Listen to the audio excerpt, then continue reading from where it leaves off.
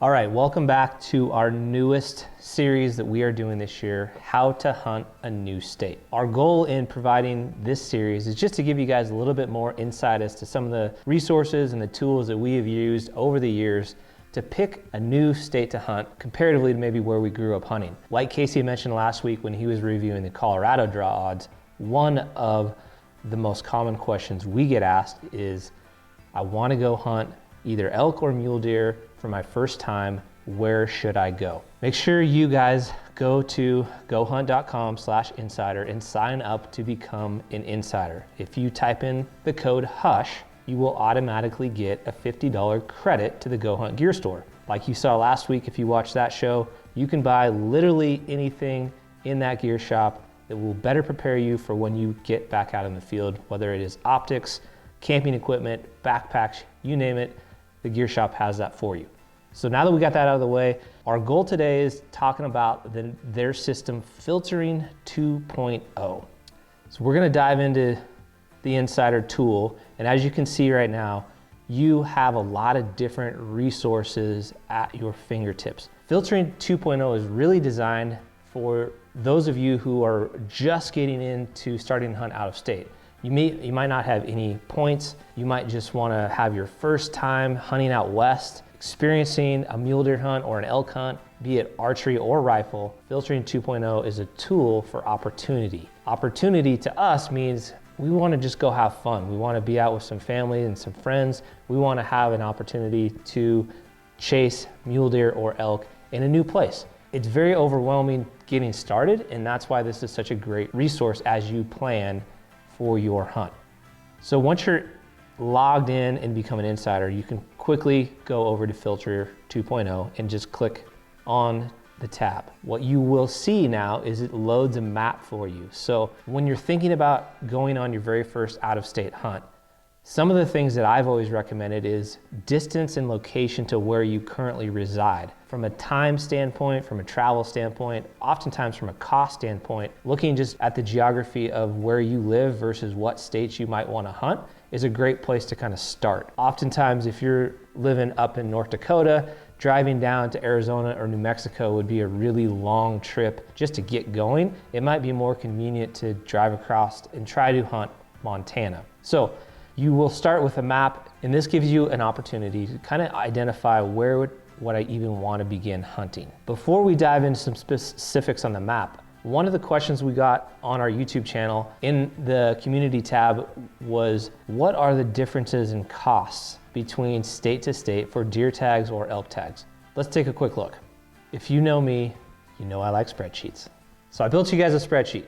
Here is where you can quickly look, spend a little time comparing the cost between your hunting license, a mule deer tag, and an elk tag for most all of the western states that we would consider hunting. If we take a little deeper look, you'll notice that there is varying cost on the licenses.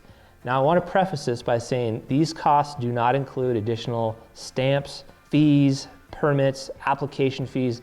These are just your base license costs, plus the tag for a mule deer tag, a blacktail tag, a whitetail tag in these states, and or an elk tag. So if we dive in a little bit deeper, you can see highlighted in red, the cheapest deer tag in the West is going to be Nevada. Nevada is going to be coming up, and it will be a state that we cover in the coming weeks when we talk about the draw odds and application strategy specific to that state. There are some challenges there with getting that tag because Nevada has a tendency to be a little bit harder to draw, but it is price point the most efficient cost you can get to try to hunt deer. Surprisingly enough to me, the Utah General elk tag is the most cost-effective elk tag out west. And you can see elk tags are gonna vary anywhere from the $393 mark up to over $1,200, depending on the type of tag and the state that you might be applying for. The other thing to make sure you realize is some of these states would require you to actually apply for the tag ahead of time, even though it might be deemed a general tag.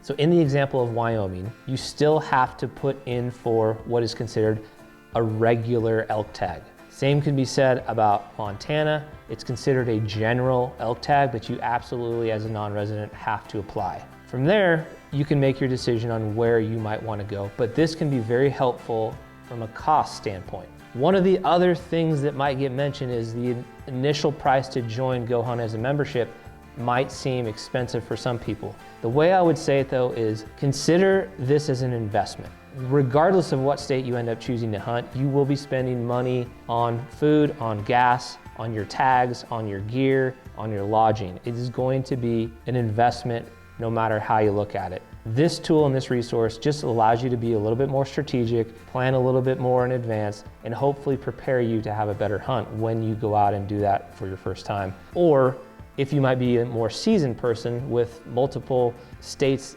that you apply for and you have points that have accumulated over the years, either one of those, whether you're an opportunity hunter or somebody playing the points game, the Gohunt platform is a phenomenal resource to have. The way I've always looked at it is a funnel. There are a lot of different ways to achieve knowledge and data when you're trying to plan out these adventures. Sometimes it might take years to finally make it happen, but you have to start somewhere. At the top of the funnel is where do I begin?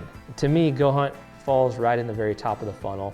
Once you've kind of had a chance to review Filtering 2.0, which we're going to do here in a minute, you can start to kind of slide down and identify what state and maybe some of the units that I want to try to look at hunting.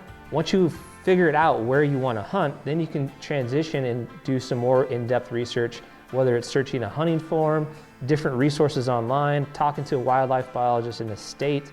And then once you get to that point, we're going to slide over and look at access, public and private percentages, Google Earth images and overlay, potential places to camp, things of that nature. So you're going to get further down the funnel as you start researching through this process.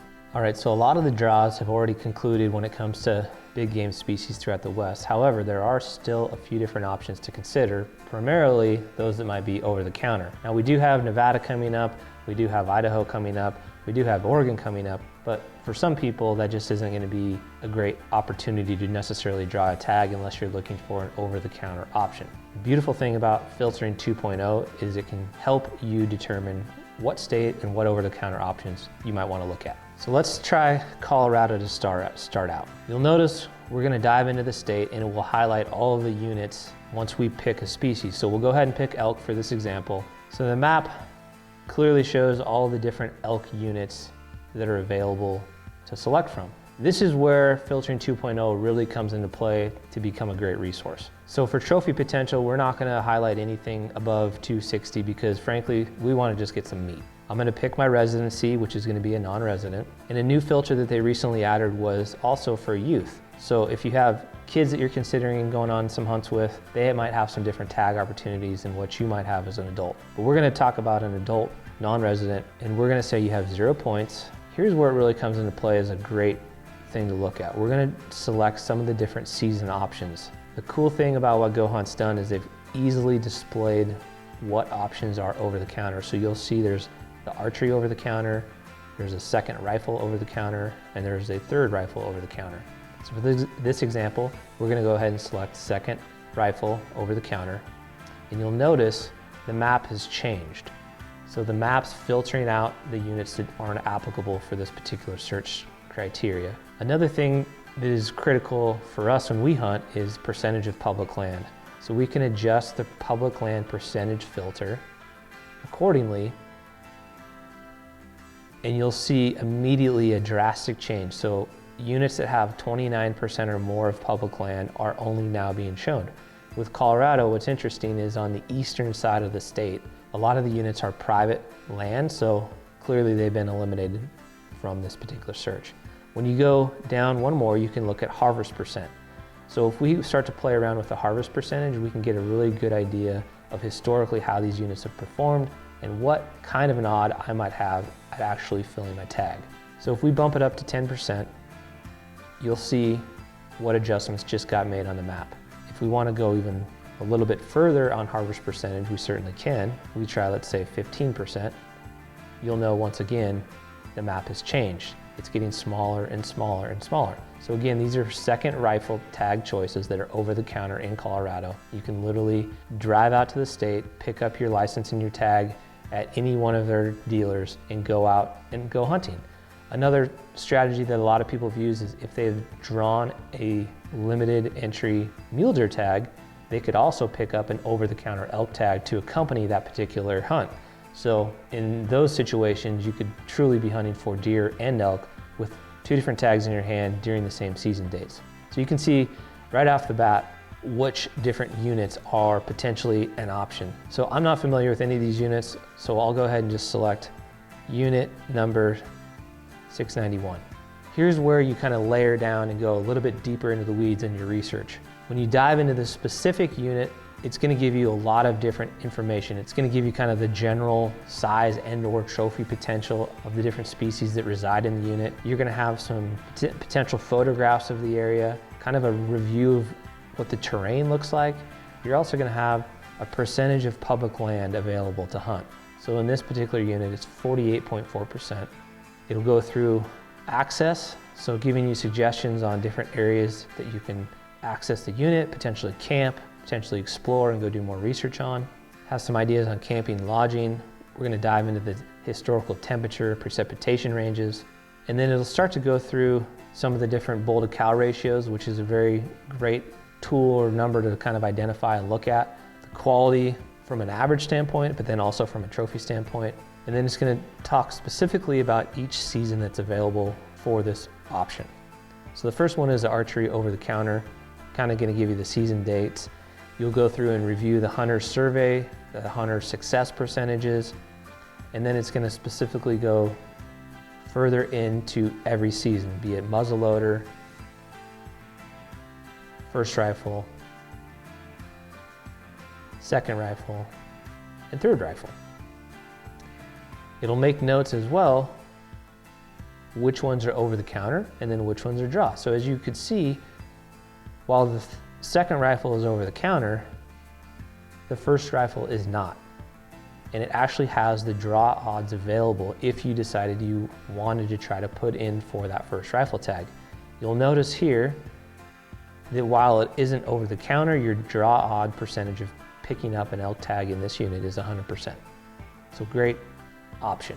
So whether you're looking for over-the-counter options or you're looking to potentially draw a limited entry tag, you're going to be able to identify from a very, very wide span of the entire state down to the units that have options for over-counter. And then if you want, you can get more granular into the draw odds. The draw odds have a tendency to be a little bit more of an intermediate play when you're looking at building up your points and trying to be strategic on what you could draw with how you have your points. Some people choose to bank their points and hunt in the future, while other people are more looking for an opportunity to hunt every single year. Whichever way you're trying to have your strategy, Gohunt has a phenomenal resource to look at that. All right, so we hope you've enjoyed this segment of how to hunt out of state. We have plenty more coming up. Kansas is just around the corner, Nevada's around the corner. We're gonna take a look at Idaho and Oregon. Please make sure you leave us some questions in the comments section. We will do our best to go through and reply to those and potentially answer them in upcoming videos. Again, this is just one of the many tools that we have used over the years to try to figure out where we can go hunt. We are much, much more concerned about opportunity and hunting year after year than trying to bank our points in hopes of drawing a trophy tag. Now, don't get me wrong, we definitely have points built up in different states, but we're always trying to supplement those long odds and opportunities with tags and hunts that we can do every single year. We're a big fan of exploring over-the-counter opportunities, general season tags, and anything that's gonna let us go hunt more frequently. Like we said earlier, make sure you go become an insider. Gohunt.com/insider, type in Hush. You're gonna get that $50 credit to the gear store, and I promise you the research and the information that you're gonna have at your fingertips is gonna better prepare you to get out and go hunting this fall.